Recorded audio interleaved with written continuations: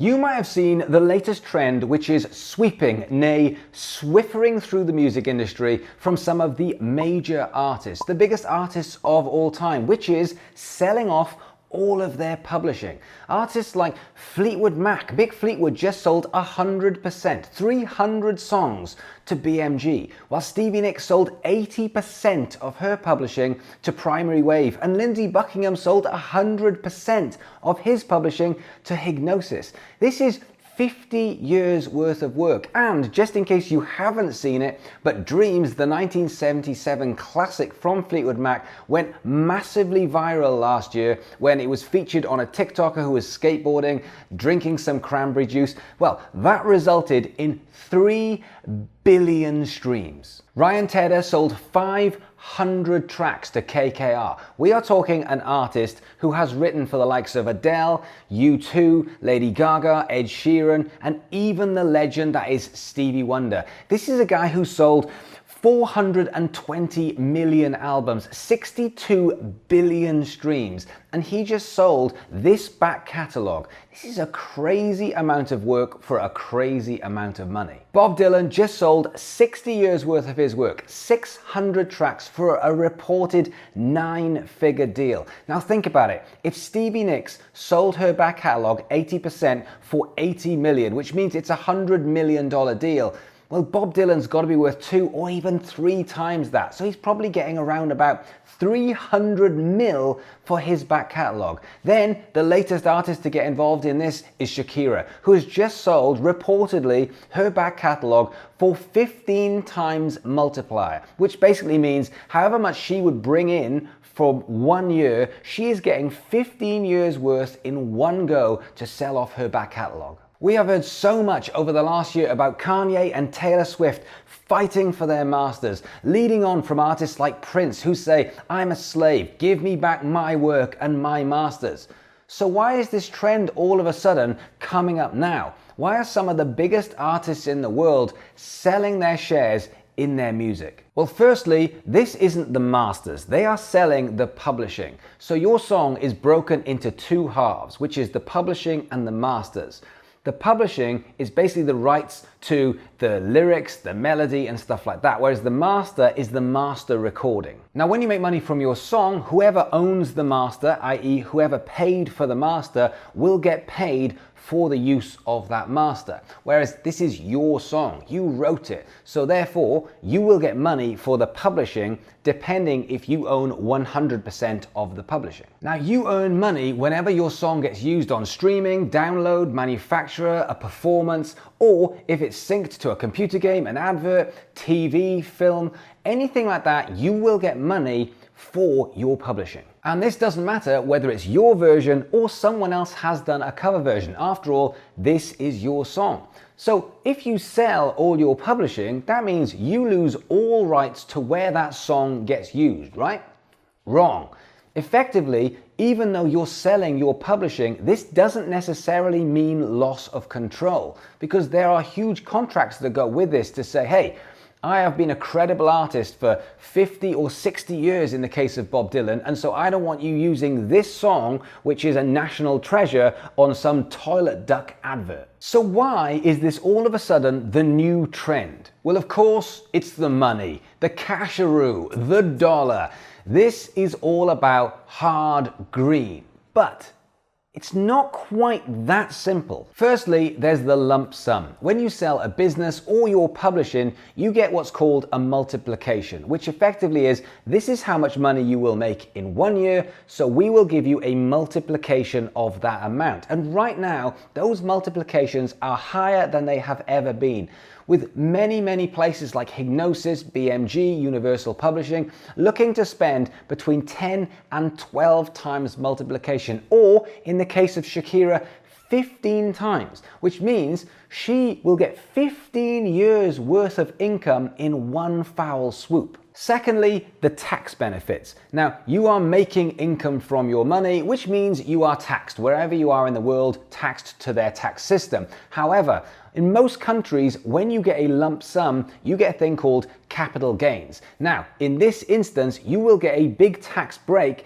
by having a capital gains on a big lump sum of money rather than year in, year out income. Which means not only are you getting a big lump sum, but technically, you get to keep more of that money. And thirdly, and this is the big one, music needs to be managed. Music is an asset. So yes, there's a big library, music that has been around for 40, 50, 60 years, music that was number one maybe several times over.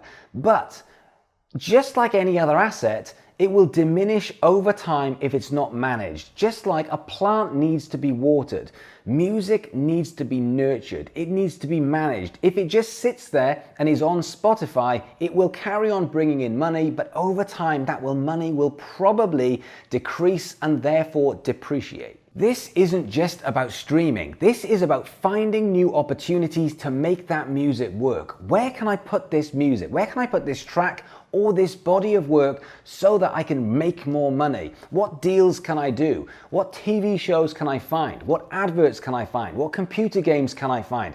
Any area that I can use to build what is a current asset. And that includes anything that goes forward when it comes to technology. What's the next batch of social media? How will music fit into VR the same way that it's fitted into audio on our mobile phones? And how can we build that as an opportunity? Then you've got new audiences. This is a chance for us to build new audiences from current or old music. So therefore, whilst we are looking at monetizing an older audience, there's no reason why we can't go and find new pockets of people, new audiences, new territories, new areas that we can't build more from this asset. So think about this for a strategy. Shakira has 145 songs. She has sold 80 million albums, and last year she performed at the Super Bowl, which resulted in 3 billion streams. Her stock is super high, at which point she sells her publishing for a multiplier of 15 times.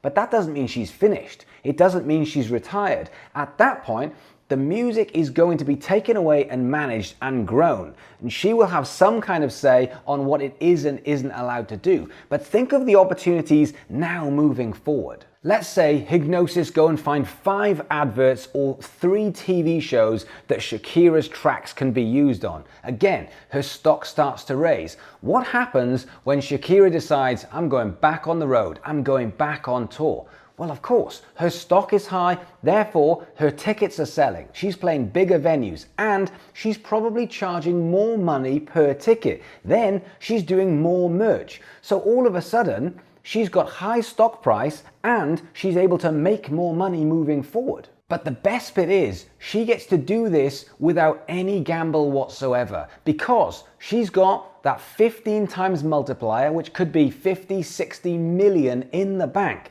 Everything from here on in is golden. She puts out more music, she puts out more tours, she brings in more money, but she's still got the safety in the bank because, like any asset, it can go up and it can go down. We do not know what's going to happen to the music industry over the next 10 years. We assume it's going to go up, we assume she's going to bring more money in. But we don't know that. We don't know what's going to happen.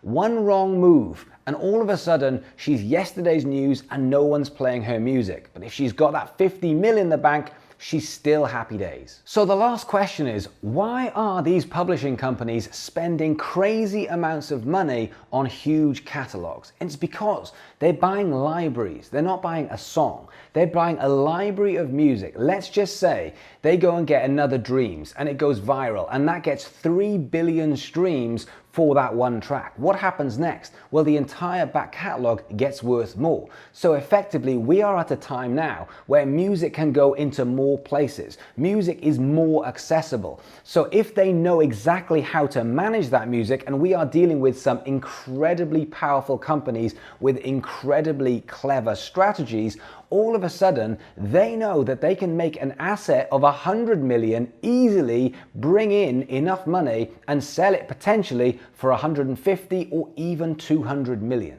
Everyone is speculating with their music, but if you cash out at 50 mil, is that a good idea? Well, if it's going to be worth 100 mil and you don't have to do anything, then no. If it's going to decrease to 25 mil, then yes. But this is the same as any stocks. You go and buy stocks in Tesla, they might go up, they might go down. We just don't know. So my question to you is this right now, and I want your answers in the comments below. What is your magic number? How much would you sell 100% of your publishing for right now? Would it be 10 grand? Would it be 100,000? Would it be 1 million? Would it be 50 million? What's the lowest you would let it go right this minute? I want your answers in the comments below. I find this stuff so fascinating, but it really shows that there are huge returns of investment on music and your art. And I know we are talking about the biggest artists in the world, but if you know how to manage your music and build your career properly, there are still big gains, big returns of investment for you and your music. So if you want to know more about stuff like this, or how you're going to grow your audience, or how you're going to monetize your music, then why not come and join me in DK MBA? It's very simple. It's the best online music business academy in the world, purely digital. It's a chance for you to get into courses, learn everything about growth and the music industry and your career, whilst having contact with me at least twice a week. Why not come in, join DK MBA, and I will see you in there. Otherwise, do me a favor, hit that like, hit that subscribe, because I've got some big content coming up. Thanks for watching. I'll see you guys soon.